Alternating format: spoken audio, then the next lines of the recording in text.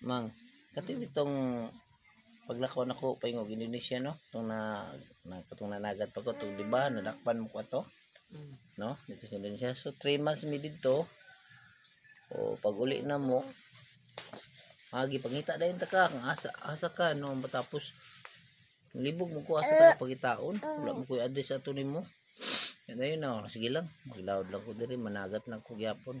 Asin nabot ang panahon modungo mo ani harato siya diri. Itong mag-abot nimo.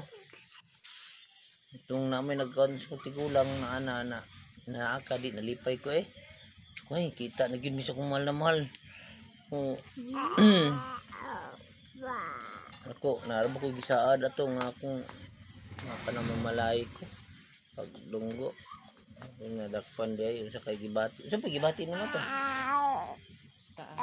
Katong pag nadakpan ko niya tapos katong nagsaad ko siya mapaglunggo mamalay ko. Oh, nakahila. Naluoy sa imo ha. Sigo po di mo tingog, di ko kadungog. Gani. Oh. Gani ko. Aso nahigog man jud kay sa kuwato ding tungura kay hilak man ka. Siguro. Oh. Aminin. Ato da ito.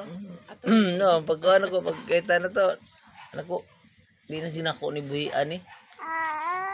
Mo tong, pagkita na to, mo tong nagpasyal na ito sa Jinsan, no? Sa taon, tapos, yun, nangyari na ang hindi dapat mangyari. Lisod no? Basta ka nang natay bitoy saad niya, tapos, madili.